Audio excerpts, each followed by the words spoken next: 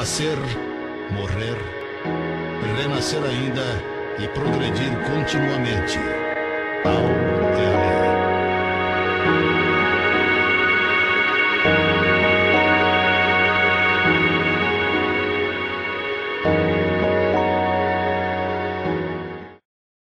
Bem, amigos ouvintes do programa A Voz do Espiritismo, tanto o programa radiofônico, através da Rádio Bandeirantes AM 1210 kHz para toda a região de Araçatuba, são mais de 40 municípios, e também aos amigos da web em todo o planeta. Nós hoje iremos mostrar uma palestra realizada no Centro Espírita Luz e Fraternidade da cidade de Araçatuba, São Paulo, centro este que é vinculado, à instituição Nosso Lar, aqui de Araçatuba. E todas as quartas-feiras vamos mostrar uma palestra normal da casa, com os pratas da casa, como costumamos chamar, ou como costumamos dizer, pratas da casa. Para povos de outros costumes, quer dizer as pessoas do próprio centro, que realizam essas palestras todas as quartas-feiras, abordando na sequência o Livro dos Espíritos e também o Evangelho segundo o Espiritismo. E nós gravamos, na última quarta-feira, sensacional, a palestra, um dos participantes aborda o Livro dos Espíritos e o outro o Evangelho segundo o Espiritismo. Isso é assim todas as quartas-feiras, Sensacionais as palestras. Fica na Rua São Vicente, 356, no bairro Paraíso, na cidade de Araçatuba.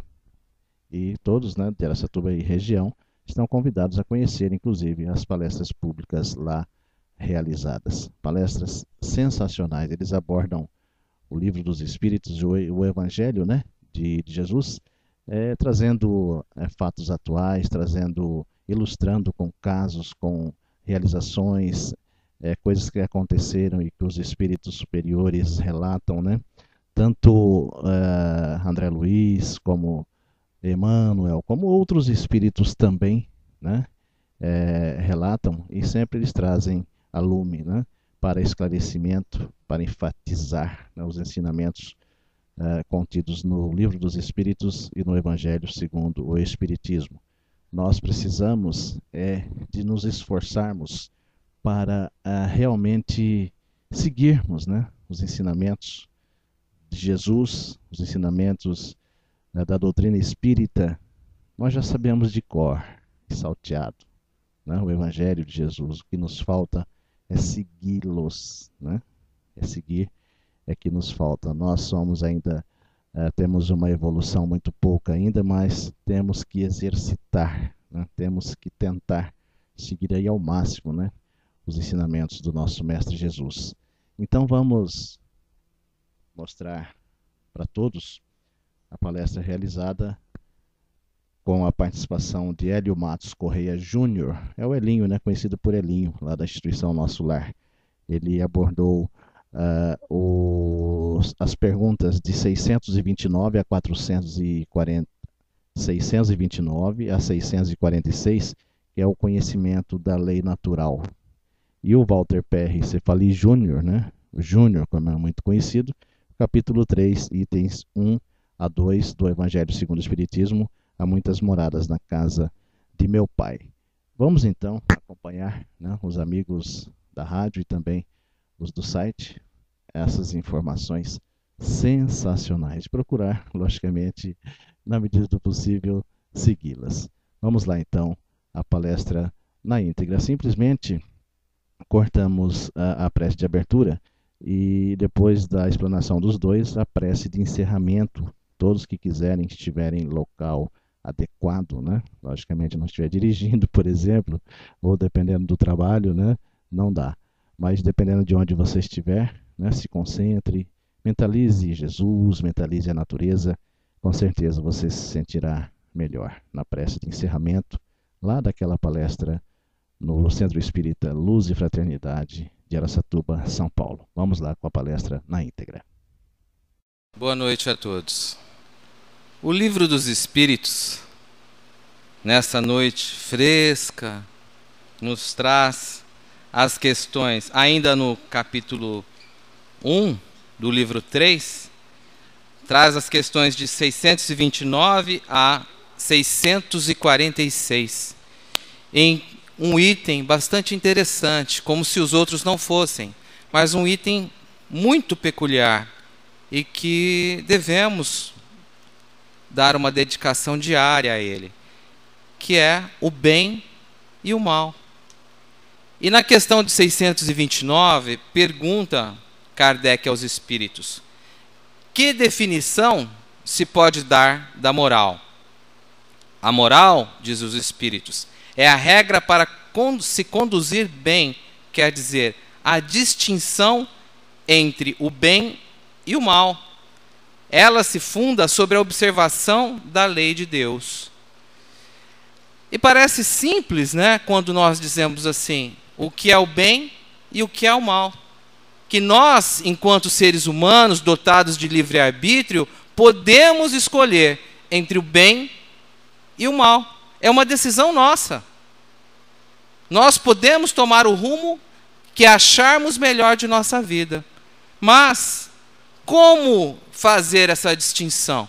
Para distinguir entre uma coisa e outra, é necessário que conheçamos o que é uma e o que é outra. E o que entendemos sobre bem? E o que entendemos sobre o mal? Bem, o bem para nós seria tudo que deriva do Criador. Então prestem atenção, tudo que deriva do Criador, de Deus. E o mal, ao longo da história, nós o personificamos de diversas maneiras. E vejam só, personificamos. Achamos uma figura que personificasse o mal. Colocamos ele longe de nós. Criamos em nossas alegorias, através da história, como dissemos, uma figura que o representasse. Que possamos dar o nome de Beelzebul, Satanás, diabo, demônio, seja lá o nome, não tem importância. O fato é que nós criamos uma personificação desse ser que representaria o mal. E este ser seria, segundo as várias tradições, e não só da Bíblia, um anjo decaído. Um ser que, em tese, perfeito, que já teria conhecido Deus e discorda de Deus por alguma desavença qualquer e se torna a personificação do mal para espalhar o mal pela humanidade. Então nós temos que entender que isto é uma alegoria. Isso não é uma definição de mal. Porque, como nós dissemos, o bem é tudo que deriva de Deus. É tudo que vem do Criador. Como ele poderia ter criado um ser para ficar eternamente vivendo no mal? Como poderia ele ter criado um ser que teria agora, pelo resto da eternidade, como missão, combatê-lo numa guerra eterna do bem e do mal? Então nós precisamos tirar essa alegoria, tirar essa figura que existem nos contos bíblicos, nos contos religiosos, e trazer para uma realidade melhor. Porque, em verdade, se a gente fazer uma análise mais criteriosa e mais detida sobre o bem e o mal, nós veremos que o mal é fruto do homem, é fruto das coisas materiais, é uma criação nossa, porque nós todos, seres humanos, filhos de Deus, somos, como disse André Luiz, digo Emmanuel em A Caminho da Luz, somos co-criadores em plano menor. E com o nosso livre-arbítrio, nós podemos criar coisas boas ou coisas más. Nós podemos nos envolver no caminho do bem ou deliberadamente, pela nossa ignorância num primeiro momento, campearmos por caminhos outros, distantes do Criador. Mas não podemos colocar a Ele, a Deus, como o culpado disso tudo. São decisões que tomamos enquanto coletividade, mas na maioria das vezes como individualidade. E nós precisamos, então, refletir sobre esses questionamentos para que possamos tomar as nossas decisões no dia a dia. Entender, por exemplo, uma colocação que Jesus fez há mais de 2000 anos, que o caminho do bem, que o caminho para os céus é uma porta estreita. E por que ela é estreita? Por que não a larga para que entrássemos todos folgosos e tranquilos? Porque na porta estreita não tem lugar para as nossas paixões humanas. Ela é estreita porque afunila as nossas convicções e a nossa decisão de caminhar no bem. E caminhar no bem é se despojar dos desejos humanos. É se despojar dos instintos animais que todos nós ainda possuímos. Então, se passamos a ver dessa forma, nós vamos entender que o mal, a gente pode colocar e afirmar que o mal é ilusório, ele é temporal, ele é momentâneo. E, infelizmente, todos nós ainda vivemos nesse contexto de seres momentâneos. Nós queremos respostas rápidas. Nós queremos o resultado na hora. Eu quero ser feliz, não é quando eu desencarnar. Eu quero ser feliz agora, aqui na Terra. Poder vivenciar todas as frugalidades e frivolidades que esse mundo me oferece e ser feliz. Como se isso fosse felicidade. Como se isso fosse me preencher enquanto ser realmente. E aí, os males acontecem à nossa vida, não por castigo de Deus, não por castigo dos céus, não por imposição do Criador, mas pelo um fato único e simples, de ação e de reação. Deus nos dá a possibilidade de escolher os caminhos, de tomar a decisão, de fazer da minha vida o que acho melhor dela, mas mandou aqui para todos nós um espírito que foi e é modelo, para que possamos, a partir dele, tomar as melhores decisões, a partir dos exemplos do Cristo, nosso irmão maior, e entender o que é o bem verdadeiro, e aonde mora as nossas mazelas. Não é na personificação do mal, não é na tentação alheia, é no nosso íntimo, ainda imperfeito e carregado de impurezas. E precisamos fazer como para nos distanciarmos do mal? Podemos fazer uma analogia muito própria. A criação humana é algo perfeito, porque vem de Deus. E nós temos no nosso organismo dispositivos que nos ajudam a entender quando a gente tem algum problema.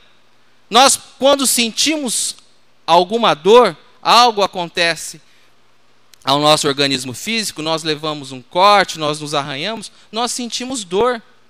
E a dor faz o quê a nós? Faz com que nós saibamos que algo está errado. Eu preciso verificar. Então, a mesa raspou minha mão.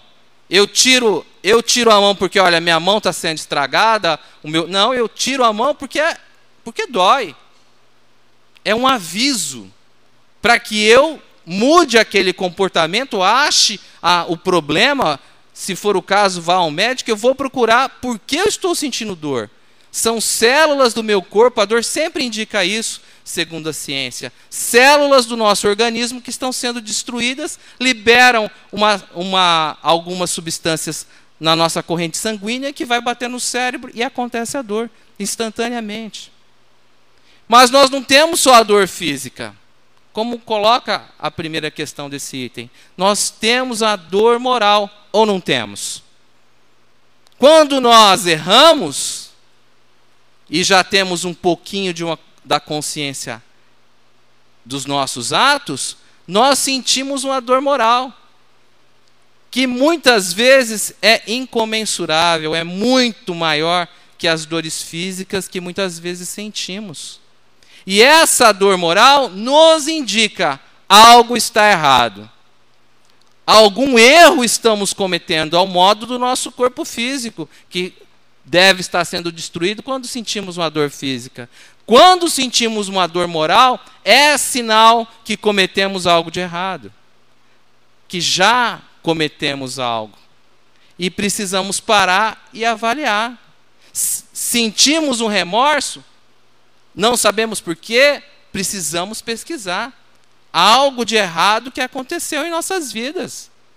E mais apurado esse sentimento, através da nossa consciência, nós podemos tomar a decisão antes de que uma futura dor moral, lacinante, cruciante, vá acontecer em nossa vida.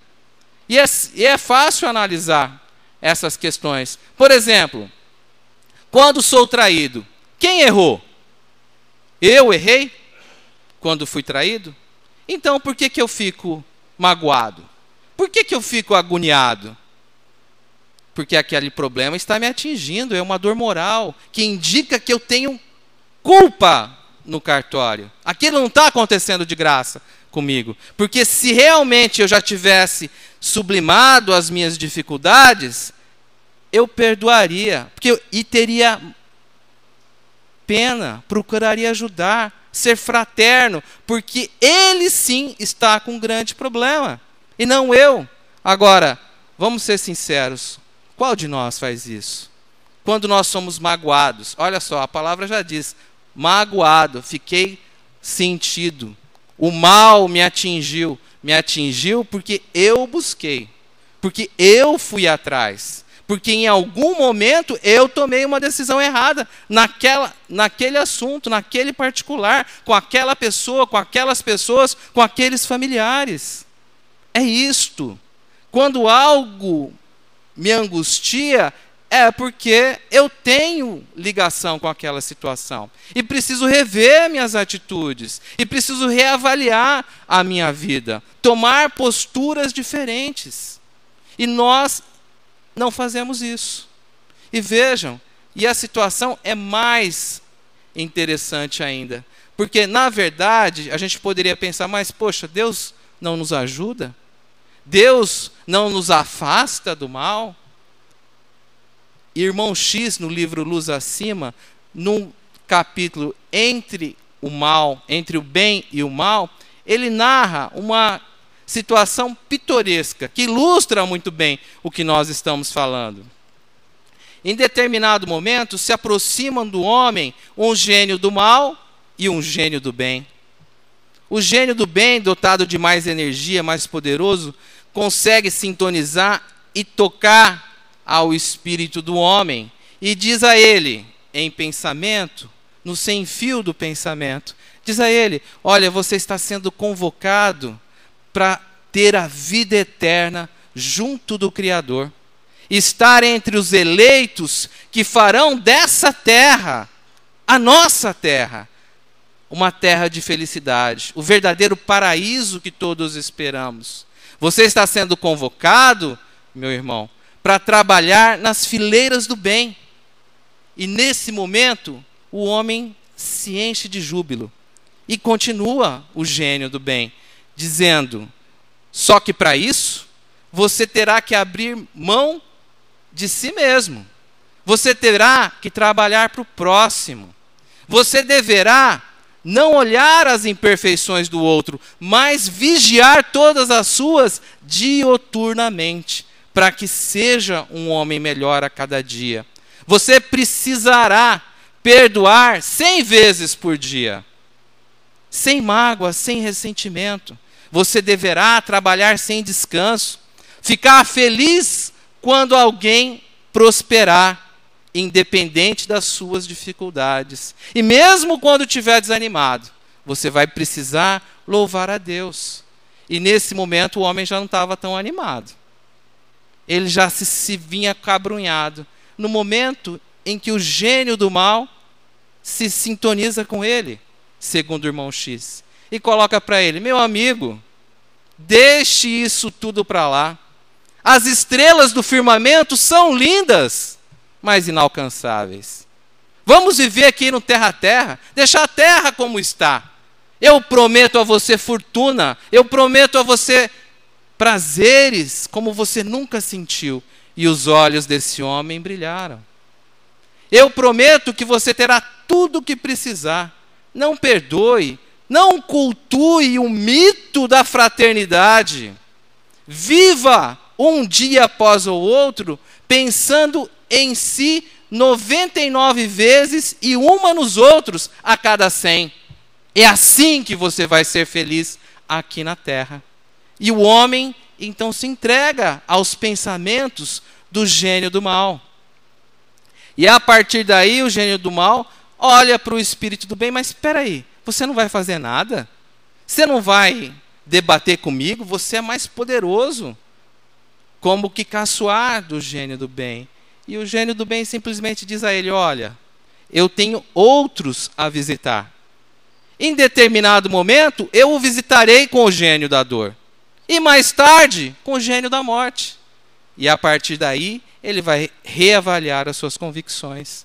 Possamos nós não esperar o gênio da dor. Possamos nós, muito menos, esperar o gênio da morte, para avaliar o que fizemos aqui da terra. E tendo a certeza que o mal que nos atinge é um efeito, seguramente, da lei de ação e reação. Se nós somos vítimas de alguma coisa, por pior que seja a situação, das piores que a gente possa imaginar e das piores que a gente cultua no jornal televisivo, porque a gente adora ver o mal. Por pior que sejam essas situações, elas não nos atingem se nós não estivermos ligados a ela. Se nós não tivermos promovido tal ou qual situação em determinado momento, se não tivermos sintonia com tudo aquilo. Entendamos que o mal é uma ilusão das nossas necessidades falsas aqui da terra, das nossas necessidades do mundo ilusório que aqui é a terra. A partir dessas necessidades de ilusão é que nós campeamos no caminho da dor e do sofrimento, que não precisaríamos para podermos entender que o bem não precisa de explicação. O bem é o bem. E por que nós não seguimos o bem? Porque nós não entendemos o que Jesus disse há 2000 anos, ou o que ele vivenciou há 2000 anos, que é o amor incondicional. Independente de ser apedrejado, de ser levado à cruz, de ser traído pelos seus amigos, por nós, seres humanos, que ainda hoje agimos como Tomé, como Judas, naqueles momentos de traição. Porque somos ignorantes do bem maior que Deus nos coloca. Precisamos acordar para uma realidade maior, que é, sim, a vida eterna. Mas, para isso, precisamos fazer do nosso dia a dia uma escada, uma caminhada, para que possamos nela adentrar de braços abertos. Que todos tenham muita paz.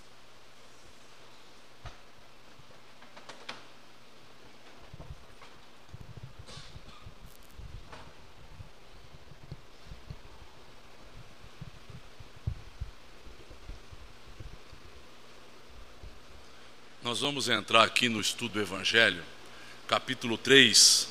Há muitas moradas na casa de meu Pai.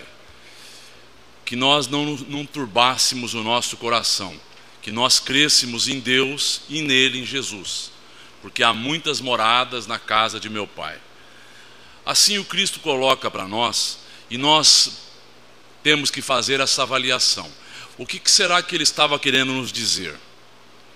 Que existem também, e nós podemos analisar dessa forma hoje, que existem muitos locais amanhã na espiritualidade que nos esperam. E para que local e em quais situações iremos? Então a doutrina espírita vem nos mostrar que cada um de nós tem o seu próprio peso específico, a sua própria frequência vibratória. A minha frequência vibratória, ela é caracterizada pelos meus pensamentos, pelas minhas intenções, pelas minhas atitudes e pelas minhas palavras. Ou seja, isso faz com que cada um de nós tenha a sua característica própria, tenha a sua frequência vibratória própria. E essa frequência vibratória própria de cada um de nós vai nos localizar na sequência, após o nosso desencarne, em locais semelhantes à nossa realidade íntima. Ou seja, no mundo espiritual existem locais bons, muito bons, razoáveis, locais ruins e locais muito ruins. A doutrina espírita vem nos mostrar que essas situações, além de transitórias, elas são situações que podem ser modificadas a cada instante, na nossa vida atual e na nossa vida pregressa, ou melhor, na nossa vida futura. Então vejamos bem, o que a doutrina espírita vem nos esclarecer com o André Luiz na sua coleção. Ele nos relata que quando ele chega no plano espiritual, ele fica assustadíssimo. Afinal de contas, ele passa a fazer uma reavaliação do que ele havia feito. Após ele ser levado, após ele ser conduzido a uma colônia, ele passa a se perguntar: o que será que estaria ocorrendo, ou quais seriam outros locais além do umbral? E ele pergunta para Lísias, e ele havia estado no umbral, ele havia estado nesse local que nós poderemos colocar como um local de purgação, um local onde prevalece o ócio, aonde prevalece a preguiça, aonde prevalece a indisciplina, aonde estão ali colocadas pessoas que tiveram viciações, que foram afeitas às coisas materiais e só se preocuparam com isso. Então ele se pergunta se esse era o pior local existente na espiritualidade. E Lísias diz que não. E ele fala: como? Ele falou: não, você está olhando da crosta para cima. Se nós adentrarmos na crosta para baixo, nós vamos ver que existem as trevas. Esse é o pior local que existe na espiritualidade. Então, se nós pegarmos da crosta para baixo até o núcleo da Terra, não dá para dizermos espacialmente, mas vibratoriamente ela é uma região subcrostal. É um local em que ali estão instaurados, ali estão localizados espíritos que tiveram a maldade, que tiveram verdadeiramente a ganância, a ambição, que não desmediram esforços para conseguirem as coisas, custando o que custasse, ou seja, prejudicando a quem quer que fosse. Então eles pouco se importavam. E ali estão localizados esses espíritos. Mas nesse local existe uma organização chefiando, uma organização fazendo com que os mais aptos mentalmente, os mais inteligentes e os mais maldosos ali prosperem, ali comandem, ali deem as coordenadas. Então naquele local trevoso é um local onde a vegetação é inóspita, é árida, lembra-se filme de terror mesmo, é um local onde o nevoeiro é constante em função das próprias vibrações, dos próprios anseios humanos, das pessoas que lá estão. Muitos ficam deformados, muitos ficam com situações ou com formas animalescas, fazem com que o seu perispírito, a partir daí, mostre aquela maldade que eles vivenciavam no mundo físico. Então aquele peso específico, aquela frequência vibratória se estabelece ali, e as pessoas passam a ser tal qual eram no mundo físico. Era uma cobra, era uma águia, era um leão, era um tigre, eram pessoas que não tinham como, abocanhavam, prejudicavam, eram astutas, e assim eles se apresentam no plano espiritual inferior. Não que ocorreu uma retroação, não que ocorreu um retrocesso, não que eles perderam a condição humana, não. Mas eles adquirem, porque o corpo espiritual é plasmado pela nossa mente. As células do corpo espiritual recebem os impactos da nossa mente e manifesta claramente isso. E a partir daí, eles se colocam nessa condição. E lá existe uma organização chamada Os Dragões, que comandam aquele local. São espíritos astutos, espíritos que não têm um momento sequer de vacilação, pensam no mal constantemente, articulam para que o mal se estabeleça, para que o mal prospere lá no mundo material e em outros rincões. porque a influência mental deles é muito grande, é sentida. Nos fala André Luiz no livro Libertação, que muito dos 3/4 que dorme durante a noite, em cada hemisfério, vão visitar a eles durante o sono noturno. Ou seja, nós somos levados por esses espíritos a essas condições. Por quê? Porque o mal está instaurado em nós. Porque existe uma luta que muitas vezes é surda dentro de nós entre o mal e o bem. Entre aquilo que nós achamos que é real, que é ético, que é correto, e aquilo que são interesses menores, mesquinhos. Então, tudo isso se estabelece. E nós somos, em muitos instantes, influenciados por esses irmãos. E vejamos lá, mas eles estão desassistidos? Não, em momento algum estão desassistidos. Lá existem escolas, lá existem postos de socorro, lá existe atendimento, lá existem abnegados que se fazem anônimos para servir. E André Luiz, estando num desses locais, pergunta ao emissário Calderaro, o que está acontecendo? Ele estava na entrada de uma caverna. E ali ele via que pessoas voavam, ou seres, isso chama-se volitar. Volitar é voar sem asas. E ele via que aqueles seres voavam. E ele havia visto que numa colônia, qual ele estava agora, nem todos ali volitavam. Por que aqueles espíritos voavam, ainda que a baixa distância, a baixa altura? Ele diz porque eles são inteligentíssimos. Eles não viajam a grande velocidade e a altas altitudes, porque eles não têm a moral. Mas eles têm a inteligência, eles têm a perseverança, eles têm a força que impulsiona. E aí, portanto, eles vivem nessa condição.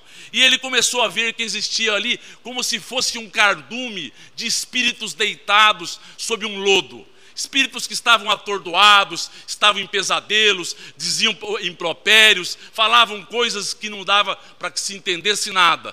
E ele se aproximou de um deles e Calderaro disse, ouça, sintonize-se com um deles. E ele sintonizou e viu o que aquele espírito estava pensando. Qual era o padrão vibratório dele? Ele, no mundo material, ele havia matado a mulher, havia prejudicado a todos com os quais ele havia convivido, e ali estava, sem nenhum remorso, sem nenhum arrependimento, vivendo naquela condição trevosa. Então nós vemos que a espiritualidade sempre vem em excursões, sempre vem em auxílio, sempre vem possibilitando o acordamento desses irmãos. Quando isso se faz, eles fazem com que reencarnações compulsórias se façam, eles possam ser atendidos rapidamente e reencarnem, para começarem a ter uma dor que venha despertá-los, vem fazer com que eles caiam em si. E aí André Luiz começa a avaliar essas questões. E aí nós vemos, por exemplo, no umbral.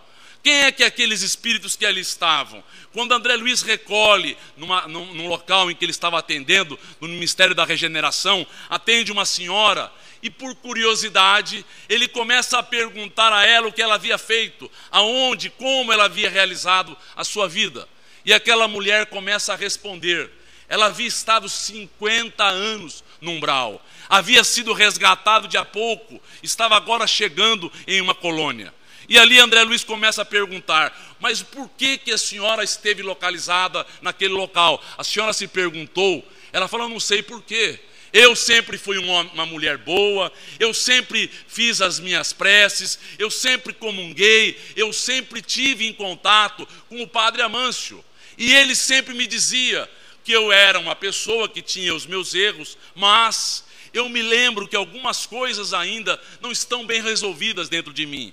Afinal de contas, eu levava sim os escravos ao suplício. Afinal de contas, eles eram pessoas enfermas, eles eram menores, eles não eram seres humanos. E assim André Luiz começou a sentir o que fez com que aquela mulher ali permanecesse por 50 anos. Ela era uma mulher preconceituosa, viveu segundo os padrões da época e ela se colocava, mas deixei dinheiro para que eles fizessem as preces costumeiras. E eu acho que os meus sobrinhos se esqueceram, porque eu fiquei esquecida por um tempo muito grande. Então nós vemos que é importante analisarmos. Esse é o local em que a maioria de nós irá após a morte. Um local em que as pessoas se fazem mais espertas do que as outras, as pessoas querem mostrar o que não são na realidade. Existe uma hipocrisia, um mundo de aparência que prossegue após a morte do corpo. Nos fala Vitor Efigênio, através de uma mensagem de Chico Xavier, que essa zona do umbral, ela parte da crosta para cima. E ele fala que espacialmente seriam 950 quilômetros de extensão desse local umbralino.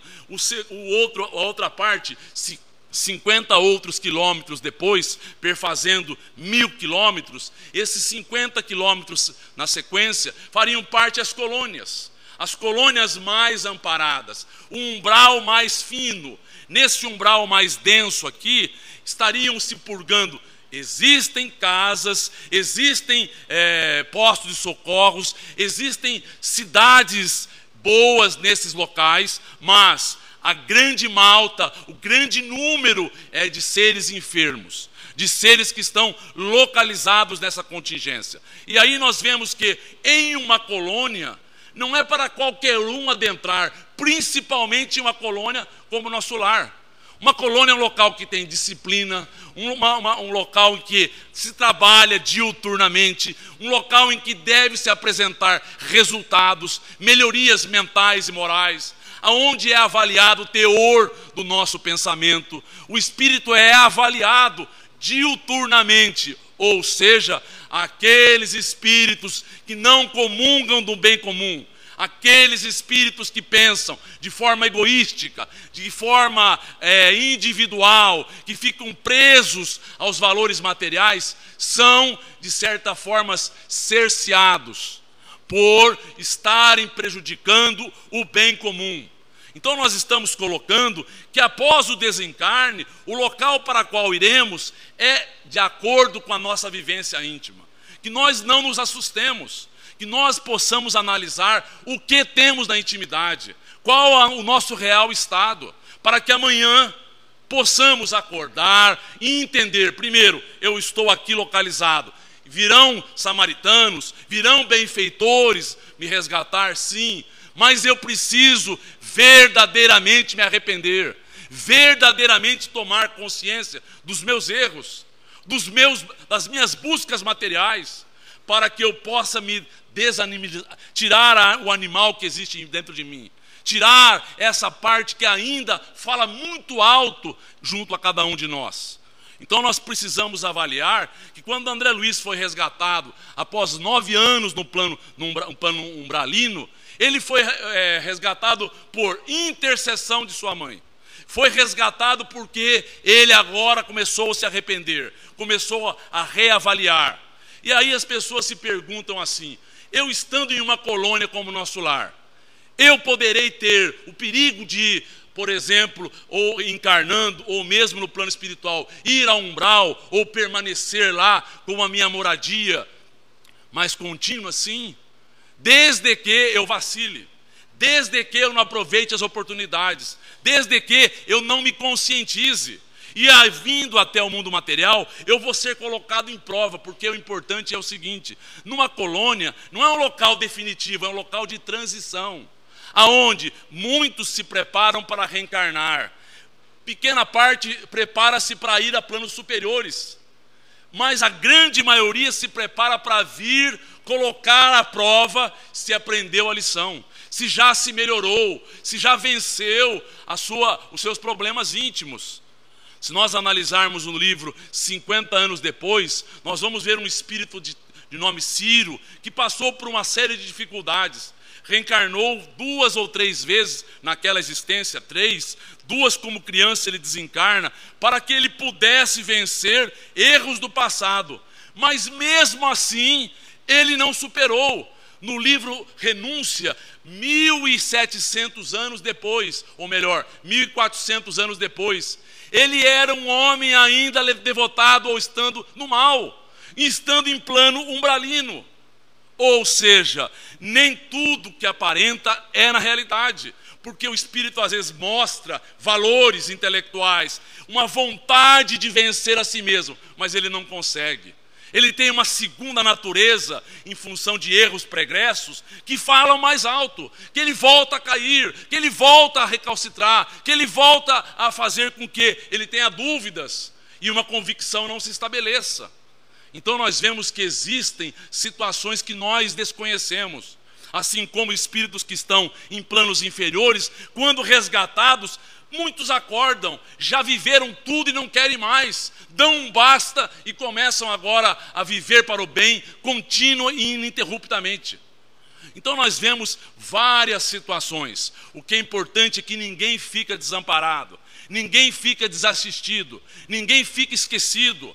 Todos têm a chance e todos irão acordar. E todos irão se recambiar para o bem. E todos irão fazer com que as suas vidas prosperem espiritualmente. O tempo e o momento é que vai ser diferente. Mas, em essência, vai ocorrer isso. E após essas colônias, existe uma região chamada da ciência, da cultura e das artes. Onde estão lá os homens que viveram para a arte espiritualizada, para a ciência com devotamento, para a cultura, para o bem geral, homens que se devotaram à causa do bem.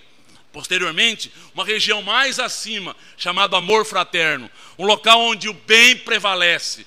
E nesses locais, tanto da ciência, da cultura e da arte, quanto do amor fraterno, nos fala Chico Xavier que a realidade de tempo e de espaço já é outra. Já não existe tempo igual ao que nós conhecemos. O dia não é igual como nós conhecemos aqui no mundo material. Mas é importante termos essa noção. Por exemplo, quando no livro Obreiros da Vida Eterna, um espírito se materializa, vem de um local onde ele já não possuía forma, ele já não tinha corpos espirituais. Ele era um ser que estava muito evoluído, ia se materializar para ajudar numa colônia, de nome Asclépios. E ele veio mostrar isso, que a evolução é ininterrupta. E é no âmbito intelectual e no âmbito moral. Não existe evolução em apenas um sentido. Nós precisamos desenvolver tanto um quanto o outro valor. E precisamos, junto com isso, ter a noção do belo, para que encadeemos tudo isso. Então, essas coisas servem para nós como referenciais. A doutrina espírita vem nos mostrar, vem nos alentar e vem nos colocar que eles sempre estão socorrendo, sempre estão amparando. No último capítulo do livro Missionários da Luz, existe uma passagem muito interessante em que André Luiz vai junto ao mensageiro de nome Alexandre. E ele está ali se despedindo desse mensageiro. Esse mensageiro agora ia subir a planos superiores.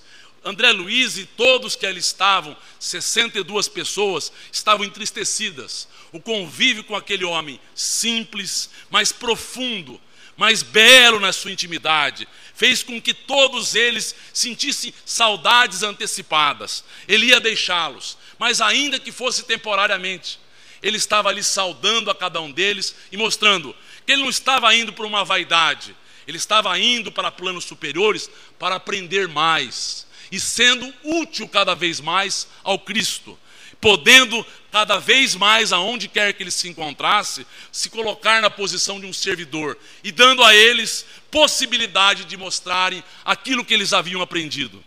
E a partir daí, eles entenderam. Era um momento para eles que haviam convivido com aquele homem e era um momento para ele muito bom, para que ele pudesse ampliar horizontes, dar novas referências a cada um deles. Que nós lembremos-nos disso. Deus nos ampara a partir do amparo ao próprio ser humano. Ou seja, somos amparados um através do outro. Um é amparado amparando ao outro. E assim a bondade se estabelece e se encadeia. É assim a vida. O mal é ilusório e uma coisa fictícia, criada pela mente humana. Um dia entenderemos melhor e teremos condições de ajudar e de contribuir mais nessa seara bendita de Deus. Que Deus ampare a todos nós.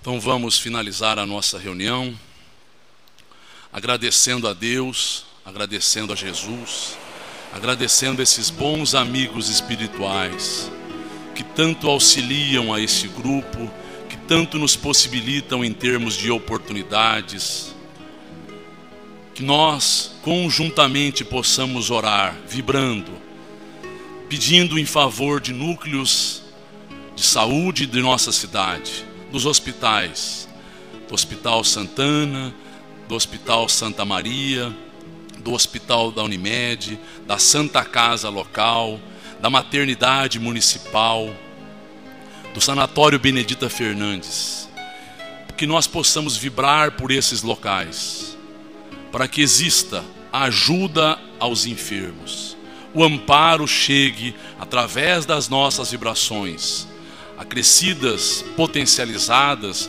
por esses irmãos, levando o lenitivo, o bálsamo, dando a eles a oportunidade para que eles acordem, para que eles despertem. Rogamos, Mestre Jesus, que os médicos e enfermeiros também possam ser sensibilizados, para que recebam, para que se envolvam e para que realizem o melhor que está ao dispor de cada um deles. Que esses ambientes e essas criaturas possam se saturarem de energias de paz, de energias que venham contribuir com as suas vidas. Continuemos vibrando, orando, agora por locais que ajudam ao próximo, casas assistenciais em nossa cidade. Não importa a denominação religiosa, o importante é que exista amor, que exista fraternidade, que exista alguém se preocupando com o outro, que exista um irmão se fazendo sirineu da cruz alheia e, consequentemente, minorando, atenuando as mazelas pelos quais passamos cada um. Que lembremos-nos disso, cada um precisa carregar a sua cruz. Com ajuda, ela se fará menos pesada, ela se fará mais fácil. Podemos e devemos aliviar as dores alheias. Esta é o trabalho que a caridade nos possibilita. Que esses irmãos todos recebam, Senhor, as tuas bênçãos. Pedimos em especial por esta casa, pelos assistidos, mas também pelos trabalhadores e voluntários. Que eles sejam amparados, que eles sejam motivados, que eles prossigam no seu afã de ajudar, de envolver. Que esses irmãos que possam compreender, esses que passam privações e dificuldades. Tudo é transitório, tudo é passageiro, são oportunidades que a vida nos coloca. Continuemos vibrando, orando, agora em prol do núcleo de ressocialização e núcleo da FEBEM. Hoje, instituição casa. Que esses locais onde infratores da lei humana, jovens viciosos, possam despertar, possam acordar, e que nós possamos contribuir a partir da nossa vibração, a partir da nossa postura não preconceituosa, a partir do momento em que compreendemos que cada um vive um estágio, está em uma situação íntima, que nós possamos auxiliar para que eles suplantem a si próprios, vencendo as suas viciações, vencendo os seus deslizes, eles possam ser recebidos por nós, para que adentrem num convívio natural em sociedade e recebam exemplos, recebam auxílios, que nós entendamos e que possamos contribuir. Continuemos vibrando, agora por pessoas que nos trazem nomes e endereços, nomes que estão aqui sobre a mesa, possam esses irmãos serem visitados, possam receber, Senhor, o teu auxílio, a tua proteção, que esses irmãos possam acolher em seus íntimos esse momento de paz, esse bálsamo que possa saturá-los, para que eles repensem, para que eles não se desesperem, para que eles entendam que nada ocorre ao acaso, ninguém está sendo punido, são oportunidades, para que nós nos disciplinemos, para que nós nos eduquemos, para que nós cresçamos. Que esses irmãos recebam, Mestre, ajuda para que eles se fortaleçam. Continuemos vibrando, orando, agora em favor dos nossos lares. Cada um de nós que aqui está a pedir pelo seu próprio lar. Não é algo egoísta, mas é um momento agora íntimo de cada um, para que possamos entender a tarefa que nos cabe, de nos ajudarmos mutuamente, de aprendermos a conviver, de aprendermos a silenciar, a falar sem irritação, a ouvir com maior clareza as posturas, de não termos uma atitude às vezes definitiva, preconceituosa, estabelecendo muros, que nós possamos derrubá-los e fazer com que as coisas se façam mais simples, a convivência mais amena. E aí o núcleo familiar terá cumprido a sua tarefa. Reencontros, auxílios se estabelecerão, a harmonia irá imperar. Que nós façamos a nossa parte. Voltando agora as atenções ao ambiente local onde nos encontramos, vamos pedir pelas entidades, pelos irmãos nossos, que aqui estão desconhecendo a realidade em que vivem, outros ainda envolvidos por emoções doentias, do ódio, do ressentimento, da mágoa, que todos vocês entendam, estão sendo chamados. Uns irão a locais de aprendizado, outros a locais de refazimento, de recuperação, terão terapias, terão orientação, verão o passado de vocês, entenderão os erros e entenderão o que vocês receberam.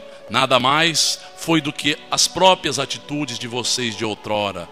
Cada um de nós está sempre a receber as suas próprias plantações. Isso é natural, isso irá ocorrer sempre. Que vocês despertem e sigam confiantes, levados que serão por esses amigos bondosos. Partam em nome de Deus, partam em nome de Jesus. Enquanto as entidades agora são encaminhadas, são conduzidas, que nós possamos permanecer num clima de gratidão, num clima de paz interior, que nós possamos nos alegrar, não apenas por estarmos aqui, mas por elevarmos o pensamento de gratidão, lembrando que a vida é sempre uma escola de oportunidades para que cada um cresça, é sempre um hospital para as nossas doenças serem sanadas, que nós lembremos que ela é uma oficina onde vamos trabalhar e a partir do nosso trabalho, não apenas nos sustentarmos, iremos crescer, iremos aprender a ser úteis. Aproveitando tudo isso, devemos agradecer. E assim, gratos por esses amigos nos ampararem, pelas oportunidades infindáveis, é que finalizamos a nossa prece e reunião da noite. Que assim seja.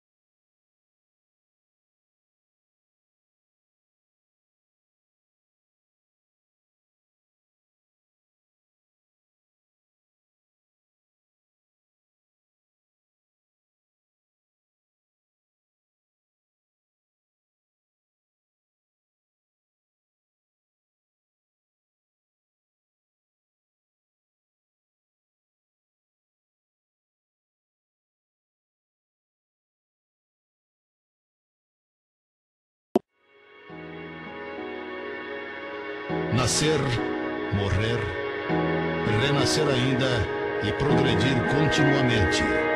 Tal